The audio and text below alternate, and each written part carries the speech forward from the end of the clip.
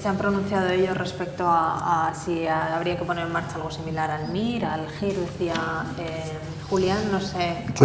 Yo el GIR, ya lo sabe Julián, no estoy muy de acuerdo, pero sí lo que está hablando él, porque hay otros ejemplos en otros países como los franceses. Los franceses tienen una escuela de gestores que están 2 años, que se les da toda la formación y conocimientos, como te está diciendo Julián, incluso no solamente para gestión de hospitales e instituciones sanitarias, sino que ellos luego incluso salen de esa escuela y pueden dar a cualquier tipo de administración pública. Yo estoy de acuerdo con lo que ha dicho Julián, de que evidente tienes que hacer una separación, o no lo mismo un gerente médico, que los médicos tenemos los conocimientos sanitarios, pero nos faltan conocimientos económicos a, por ejemplo, un economista que le haría falta al otro, o sea, su mano derecha, en vez de ser un director médico, que a los médicos, pues, si ya tenemos conocimientos sanitarios, nos afectan menos, pues tienes que tener de tu mano derecha un director de gestión bueno. Lo que está diciendo, no estoy de acuerdo con eso, pero sí estoy de acuerdo en que dentro de la carrera tenía que haber alguna asignatura que fuera gestión. Y por lo que ha dicho antes Julián, porque vamos a ver, hay que tener un punto de vista contrario. O sea, cuando tú estás en la asistencial siempre echas la culpa de todo lo que pasa al gerente.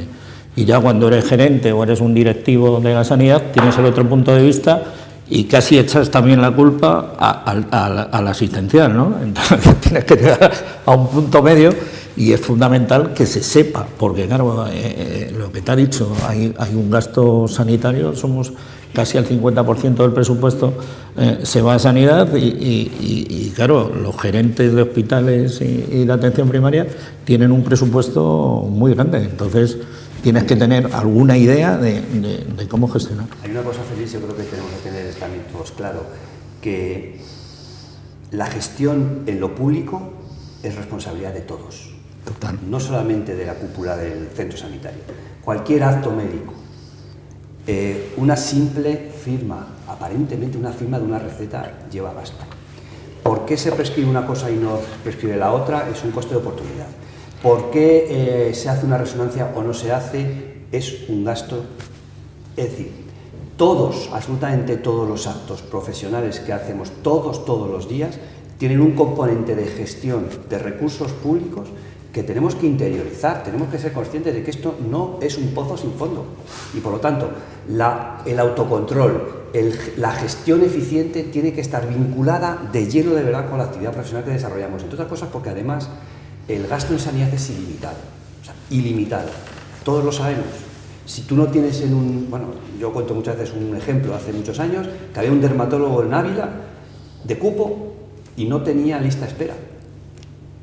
Llegó un gerente y dijo, esto no puede ser, ¿cómo vamos a tener y no tenemos un facultativo de área? Y puso uno y generó lista de espera y tuvo que contratar el segundo, es decir, a mayor oferta, mayor demanda. Y la sanidad es así, ¿eh? Antes iba a ver cuando uno tenía una fractura o una apendicitis al hospital y ahora se va por lo que se va. Por lo tanto, tenemos que ser conscientes todos, los clínicos, los gestores, todos, de que tenemos una parte importantísima de nuestra labor que es gestión pública. ¿Debería incluirse esa parte de gestión en la carrera? Sí. ¿Y de qué manera? Ahora mismo, ya digo yo, hasta donde yo sé, desde luego, los médicos tienen una asignatura optativa de 3 créditos de gestión. Los enfermeros tenemos una obligatoria en este caso, nuevos planes de estudios de grado de 6. Ninguna de las dos modalidades sirven, lógicamente, para nada a la hora de decir esta persona es competente para gestionar.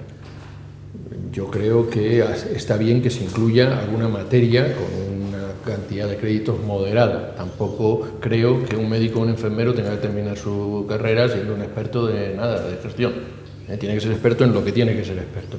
Lo demás se puede hacer de forma paralela, posterior, en un posgrado, etcétera. De entrada, me parece que hay que tener ese conocimiento básico del que habla Esquerra para saber valorar que todos tenemos en nuestras manos los recursos públicos, pero no desde luego para que eso nos capacite a gestionar ninguna institución sanitaria. No, yo no he dicho nada de gestión.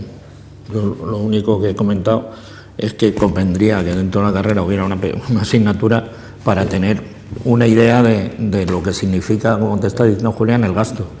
Claro, no, eso porque es lo que yo muchas creo. veces nosotros cuando acabamos la carrera pues te metes en un hospital y es lo que te está diciendo y no te has dado cuenta que el poder está en el boli.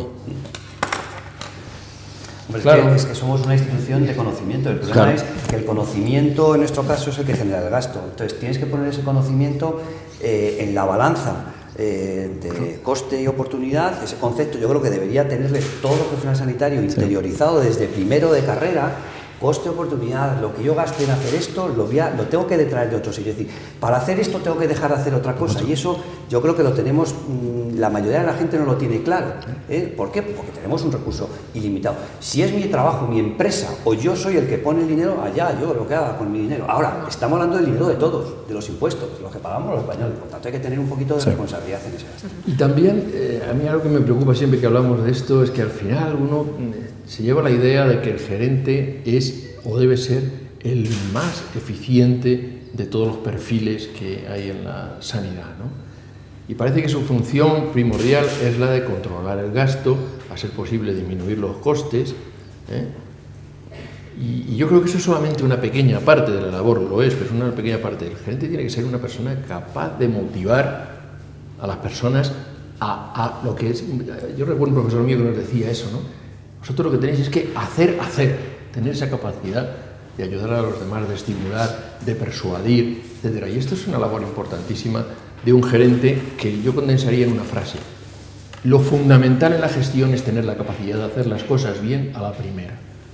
Y en el ámbito sanitario más. Hoy que tanto se habla de calidad, llevamos años y años hablando de esto de la calidad y venga, y chorros de tinta y departamentos enteros de calidad. Y recuerdo un libro de un americano que algunos conoceréis, Crosby, en los años 80, yo leía un libro que se llamaba así, La calidad sin lágrimas, y que consistía en hacer las cosas bien a la primera. Y en los procesos sanitarios, si un gerente es capaz de instaurar esa idea y persuadir a los profesionales de que tienen que hacer las cosas bien a la primera, eso en términos de eficacia, de eficiencia, de motivación y de poner al paciente en el centro, eso es lo fundamental, creo yo. Eso es algo innato también, ¿no? Que tiene que tener la persona. Muchas de esas cosas que se le exigen al gerente no ayuda a la formación. Entonces, entiendo que para esa formación extra para ser gerente es más después de la carrera, no tanto durante, ¿no? Efectivamente, yo creo que es una especialización más. Es decir, yo creo que durante tu formación académica lo que tienes que estudiar es medicina, enfermería, lo que tienes que estudiar. Luego tú vas a decidir si tu carrera profesional, tu futuro lo vas a vincular al ámbito de la gestión sanitaria o lo vas a vincular a la clínica. Bueno, pues hay una opción personal. Por eso entiendo que la formación en gestión, al igual que el MIR, uno decide que quiere ser cirujano, médico de familia o pediatra o internista, pues pueda decir que yo quiero desarrollar mi actividad profesional en el sector sanitario en el ámbito de la gestión y por tanto tener un currículum de formación, un desarrollo profesional vinculado a esa faceta de la profesión y por eso la necesidad de, igual que se hace un MIR pues hacer un MIR de lo otro, ¿no? Este es un poco el planteamiento que estamos haciendo. A lo largo de toda la conversación ha sobrevolado un tema y es la influencia de la política en el trabajo de los gerentes. Me gustaría un poco conocer su opinión, cuál es el papel real de la política y qué importancia tiene que tener el proyecto político en el trabajo del gerente.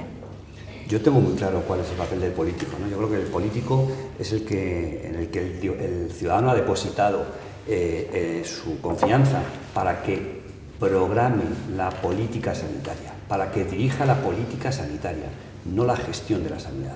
La gestión de la sanidad es diferente. Tú puedes marcar desde una consejería de sanidad cuál es la política sanitaria. La política puede marcar en un momento determinado que vamos a hacer más actividades preventivas, más actividades o vamos a desarrollar una buena formación y un buen, salud mental, política sanitaria. O vamos a recurrir a invertir aquí o allá, o en tecnología, o más en medicina básica, vamos a desarrollar más la primaria, la especializada, etc. Eso es política sanitaria. Y eso es diferente de, dentro de la política que yo marco, a ti como gestor, estos son los recursos que yo pongo en tus manos y ahora tú tienes que gestionar esos recursos. Y te tengo que dar herramientas de gestión suficientes para que seas eficiente en la gestión de los recursos. Y yo te voy a pedir responsabilidades sobre los recursos que yo te deposito con unos resultados, pero para nada con resultados de índole política. Resultados se medirán resultados en salud, resultados en promoción, en prevención, en complicaciones, etcétera, etcétera, etcétera. Es decir, en unos resultados sanitarios. Lo que no puedes medir es la figura de un gerente en que me haga un mejor o peor venta, o vendo mejor o peor desde el punto de vista político en la población de referencia, que el hospital me dé votos o me quite votos. Pero eso es la triste realidad y eso es lo que tenemos que cambiar. Bueno, yo estoy de acuerdo con lo que dice Julián. El político tiene que planificar las líneas estratégicas que va a seguir en los 4 años que tiene. Se tiene que rodear de la gente suya que siga esa línea, y bueno, y los gestores, como te está diciendo, tenemos que cumplir con esas líneas. O sea, que la política, por mucho que queramos, o tienes una especie de armonía común con el político para que tú, cuando veas esas cosas, lo aceptes o no lo aceptes, claro. Entonces, por eso es otra de las cuestiones de lo que estamos hablando de los gerentes y políticos, pero sí, es una cosa clara. A ti te tienen que poner los medios y luego, una vez que te ponen los medios, tú eres el que vas a ser responsable de cumplir. Entonces, sobre los criterios de una posible evaluación, los criterios de eficacia y los criterios de eficiencia y, sobre todo, criterios de resultados, pues sobre eso valorarte si lo estás haciendo bien o lo estás haciendo mal. Sí, yo coincido absolutamente con lo que se está diciendo. Creo que el político tiene, lógicamente, una función, como no, establecer los grandes objetivos. Es decir, el gestor no es el que tiene que decir si la sanidad es universal o no es universal, si es más equitativa o menos equitativa, o el gestor, gerente de turno, no puede ser que establezca si va a haber copago o no va a haber copago. Eso son cosas que tendrá que decidir el político. Y después, lo que debe el político es tener los medios suficientes como para garantizarle a la sociedad que los recursos están en buenas manos. Tiene que tener medios para que las personas que se encargan de eso sean las mejores. Habrá que pedirles, como se dice aquí, cuentas cuando procedan. Hay que tener confianza en ellos, hay que darles autonomía para que realicen su trabajo, y cuanto menos influencia tenga el político en el devenir cotidiano de la gestión sanitaria, mejor.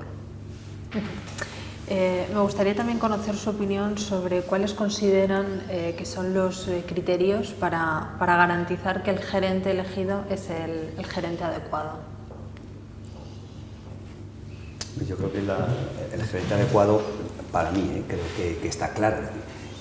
Un gerente que tenga un currículum profesional que está claramente y de forma además contrastada en el mercado. Es decir, es una persona que tiene el liderazgo, las competencias, la formación, las aptitudes, tiene un currículum detrás profesional que lo avala, tiene una formación que está claramente acreditada. O sea, a nadie se le ocurre decir algo catedrático, tú tienes unos mecanismos para acreditarte tu mochila como catedrático con la que vas de ciudad en ciudad, si quieres, universidad en universidad. Esto es lo mismo, te acreditan. Entonces, una vez que tú tienes esa acreditación y además la tienes revalidada periódicamente con tu actividad diaria en el trabajo, yo creo que cualquier gerente tiene todas las posibilidades del mundo de presentarse, que yo creo que también habría que hacerlo así, a concursos públicos, abiertos, en los que uno, ante una gerencia determinada, se pueda presentar, como se ha hecho otras veces, y como dice la propia ley. El 521/83 dice que las gerencias son objeto de concurso público. Tú dices, se busca gerente para la paz. Uno presenta su solicitud con sus acreditaciones correspondientes y se elige al mejor o al más capacitado para esa plaza, que a lo mejor no es el mejor, claro, y es el mejor para otra, ¿vale? Pero esto tiene que ser así, es que no hay otra forma de hacerlo. Hay comunidades que sí que están ya... Sí, que se publican ahora. Bueno, para que una cosa es, o sea, todos conocemos cómo son los concursos públicos. Algunas pueden publicar lo que quieran y solo falta decir DNI, 50 millones, ¿no? Yo estoy de acuerdo con lo que está hablando. La capacitación y sobre todo la experiencia es una cosa vital, por eso hemos sacado este informe al Ministerio, SEDISA, y bueno, yo pues, lo que está diciendo, o sea, el cómo se elige, pues yo creo que tiene que ser el más capacitado y el que demuestre que va a llevar, porque evidentemente no es lo mismo llevar un hospital de agudos que un hospital de media y larga estancia, que un hospital de primer nivel, que un hospital de tercero. Entonces tienes que tener, yo creo, además de lo que está diciendo de la capacitación, hay que tener experiencia. Bueno, pues yo diría lo mismo, solamente que a lo mejor formulándolo al revés, para no repetir lo que han dicho ellos. Es decir, ¿quién no debe ser gerente? Pues no debe ser gerente, efectivamente, quien no tenga formación específica para eso, quien mantenga vinculaciones políticas en términos partidistas, como tantas veces ha habido y sigue habiendo, quien no haya optado por mecanismos verdaderamente abiertos y democráticos de libre concurrencia a ese cargo, quien no tenga actitudes de liderazgo, que no tenga actitudes de comunicación, que no sea una persona humanamente bien construida, o sea, toda esa gente no puede ser gerente. Yo solo un matiz que acabo de decir que no comparto. Es decir, la vinculación política que pueda tener una persona no le invalida o no le incapacita para ser gerente. Es decir, tú puedes tener un claro compromiso político y estar afiliado y participar en las actividades políticas que te dé la gana, siempre y cuando esas actividades y esa afiliación la dejas a la puerta de tu centro sanitario y entras como gerente. Y no eres gerente del partido tal, eres gerente. O eres director o eres tal. Es decir, porque si no, estamos haciendo otra cosa mal, que también hemos comentado. Es decir, aquí hay unas profesiones que están absolutamente denostadas, que son la política, la gestión y los sindicatos. Son tres organizaciones que son necesarias, que son fundamentales y que tenemos que mimar y que tenemos que fomentar que la gente se anime a hacer política, gestión o sindicato. Es decir, y por lo tanto, no colguemos esa mérito. Usted, como es de este partido, ya no le invalida para ser. No, ¿por qué? No, sobre el papel no. Es más, yo estoy totalmente de acuerdo con lo que está diciendo. Lo que te diría a continuación es que cuando puedas me presentes ese gerente del que tú estás hablando. Bien, en eso estamos, que hay que tener esos gerentes. Cuando puedas me lo presentas, porque yo, de todos los que tienen vinculación política, no puedo suscribir nada de lo que estás diciendo. Yo no estoy diciendo, no estoy hablando de nadie en concreto, estoy hablando de un marco marco teórico. No, pero hay que ponerles cara. Cuando yo digo que no deben tener vinculación, estoy pensando en los que la tienen y cuyo proceder conocemos todos. Podría poner ejemplos. De un lado y de otro. No sé si estas características que comentábamos para gerente, entiendo que se pueden también traspasar al nombramiento de otros cargos directivos como jefes de servicio y otros cargos de la dirección. Entiendo que son los criterios a seguir, ¿no? Exactamente igual. O sea, el director médico y el director de enfermería tienen toda la capacidad de actividad asistencial y si corre a cargo del gerente de turno en nombrarlo y no tiene tampoco ninguna capacitación, pues ya me contará. Aunque es el gerente el responsable, pero quiero decir que si no tiene capacitación, y lo mismo pasa con los jefes de servicio, lo que está hablando, los supervisores y tal, si solo es en tema de que el director de enfermería nombra a un supervisor quirúrgico que no ha estado nunca en un quirófano, pues estamos en lo mismo que estamos hablando desde el principio del debate. O sea, es una cosa que tenemos que empezar desde el principio, desde el gerente hasta el último jefe de sección. Si hablamos de gestión y puestos profesionales de gestión, estamos diciendo ya que cualquier facultativo, cualquier enfermero en su actividad diaria hace gestión, claro, microgestión. Pero también, olvidándonos de la microgestión, ya hablamos una gestión más alta, como son servicios, una supervisión de área, hablamos ya de mesogestión, hablamos de una gestión más alta, todos deben tener una cualificación. Claro. O sea, no puede ser que el jefe de servicio de cirugía pues no se implique en la gestión del servicio. O sea, no puede ser. O sea, antiguamente se decía, el jefe de servicio es que es el número uno en su especialidad, es que, joder, ya, pero que hay que también coordinar actividades, hay que programar, hay que motivar a la gente, hay que tener otras capacitaciones. Ahora se está hablando de eso claro, y mucho, porque es necesario, yo creo que es fundamental vincular. Y yo sí que ahí también vuelvo a defender lo que decía antes, que hay algún modelo centroeuropeo que me gusta y es que todo adjunto debe pasar en un momento determinado de su vida por una jefatura de sección, una jefe de servicio y todos volver a ser adjunto, porque es la única forma de entender que cuando llegas a la cúspide de tu servicio no te puedes convertir en esto no es tu cortijo, y hasta que te jubiles, no. Vas a pasar a ser también mandado cuando, por lo tanto, para que mandes bien tienes que haber sido mandado bien y aprender todos de ese ciclo. No sé si tiene algo que añadir. Un ejemplo de lo que no debe ser en esto que estamos hablando ahora, lo que hemos conocido hace pocos días en Valencia, una plaza de anestesista. Eso es justo lo contrario de lo que estamos hablando. Por lo que ha comentado antes Rafael, yo no sé si hay mucha separación entre lo que debería ser y lo que es. No sé si llegaremos a un momento ideal en el que realmente los gerentes, todos los gerentes, pues tengan todas estas cualidades que hemos dicho y sobre todo que la política no no entre demasiado en su trabajo.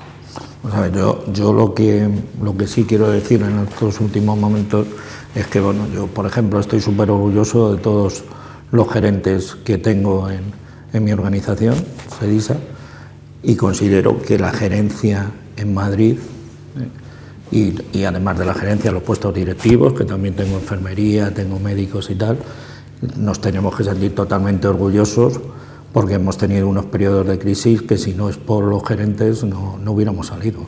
O sea que yo desde aquí quiero darles el tema y agradecerles que han sido como si dijéramos unos monstruos para sacar esto adelante, ¿eh? Y ha sido muy duro porque yo he estado y sé lo que ha pasado y con los recortes y una serie de cosas, la vida del gerente desde el año 2009-2010 ha sido muy complicada. Yo creo que había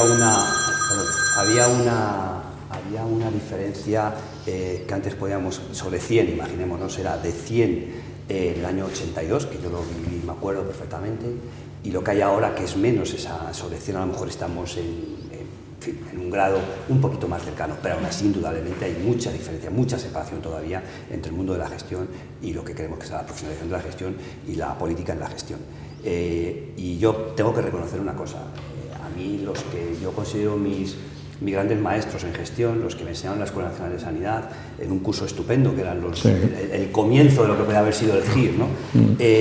Fueron gerentes muy buenos que accedieron a las gerencias o a las direcciones médicas de un día para otro decirle: tú, año 82, 83, te toca ser gerente. ¿Por qué? Porque eres de los míos y quiero cambiar. Y partieron de cero, pero se formaron y han generado ya toda una playa de gestores que han ido formándose a lo largo de estos años, con lo cual realmente la capacitación de la mayoría de los gerentes, de los gestores, es indudable. Sí. Lo que pasa es que todavía está demasiado impregnada de componentes políticos. Y lo que tenemos es que hacer esa limpieza, quitar el componente político y dejarles con su cualificación profesional, que estoy de acuerdo en que la inmensa mayoría son grandes profesionales. Sí, estoy totalmente de acuerdo. Un gerente, empezaba por decirlo antes, en España ha habido y hay excelentes gerentes. Los gerentes no son héroes, no se les puede pedir que sean héroes, aunque muchas veces lo hayan sido. Y yo creo que hay que decir que muchas veces el sistema se ha mantenido gracias al enorme sacrificio, poco reconocido y siempre criticado de la figura de los gerentes. Y el éxito de esto de la gestión sanitaria no es solamente en efecto del gerente. Ahí todos contribuimos a hundir o a levantar la gestión sanitaria. Jefe de servicio, dirección de enfermería, la supervisora de no sé qué unidad, la enfermera que está al pie de la cama o la auxiliar que pone la cuña al paciente. Todos, en último término, se visualiza en la figura del gerente para bien y para mal, pero no es él solo el responsable de la eficacia, ni de la eficiencia, ni del éxito de la gestión. Perfecto. Si les parece, para terminar vamos a hacer un turno final de conclusiones para poder resumir lo que consideran más importante. Yo creo que ha sido un debate muy bueno, con unas ideas en tres estamentos distintos y que estamos casi todo de acuerdo de lo que hemos hablado y bueno, la conclusión es que yo creo que tiene que haber una profesionalización de los puestos directivos, no solamente del gerente sino de todos, de los jefes de servicio, directores médicos, directores de enfermería, etcétera, directores de gestión incluso, y que hay que formar al gerente.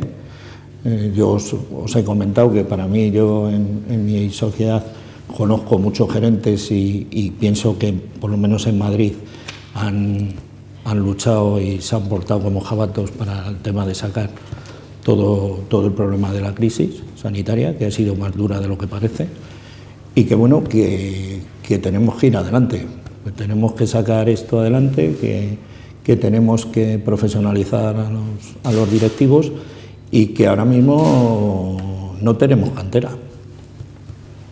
Es una cosa que empezamos ya no solamente que hay que hacerlo, sino es que ya ni tenemos.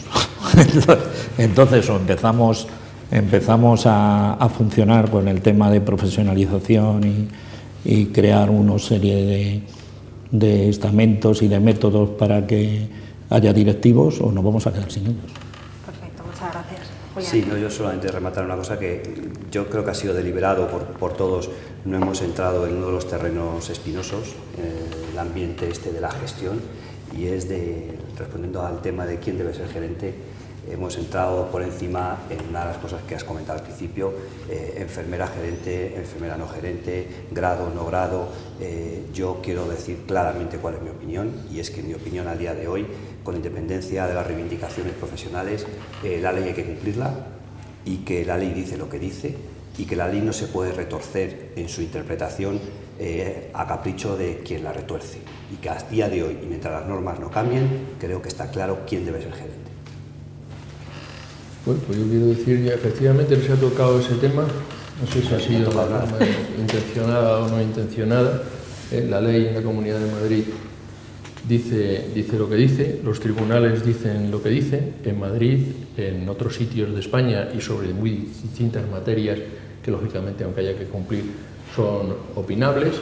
Yo creo que esto ya excede el minuto y medio, sin ninguna duda, que nos ha dado la moderadora para hacer esta síntesis. Yo creo que la vida inteligente no es patrimonio de un título concreto, como algunos quieren hacer ver a la sociedad, y la realidad demuestra que no es así. La realidad demuestra que no es así, y en este caso gracias a la multitud de gerentes que han sido y que siguen siendo enfermeras y enfermeros. Por lo tanto, el tiempo nos dirá cuál es, por dónde transita este tema. Yo sí quiero decir lo que me interesa más que eso, ¿no? Y es que estamos en un escenario en el que aparecen nuevos valores. Uno de ellos es la centralidad del paciente.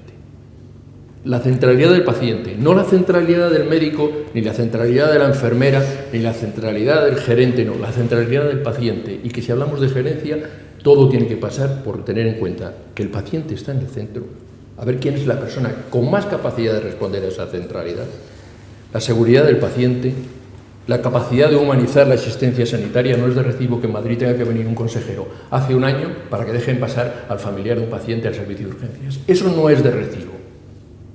No es de recibo. Está fallando algo, en este caso las gerencias anteriores, que no han sabido colocar al paciente en el centro. Por lo tanto, es un valor muy importante que yo quiero recalcar aquí como síntesis de este debate, la capacidad humanística, la capacidad humanizadora, y por supuesto tener conocimientos, tener habilidades y tener actitudes para ser competente, y tener también algo que yo creo que los gerentes, los grandes gerentes que tenemos en España, no han tenido suficientemente hasta ahora, y es eso que se llama la motivación extrínseca. Ya está bien de tenerse uno que alimentar todos los días de su propio esfuerzo y animarse: venga, fulanito, vamos a sacar esto adelante, sin que nadie te lo reconozca. Por tanto, esa motivación extrínseca es uno de los elementos que, se legisle o no se legisle, habrá que tener en cuenta también. Perfecto, pues muchísimas gracias a los tres por participar en este debate. Muchas gracias. Muchas gracias. Muchas gracias.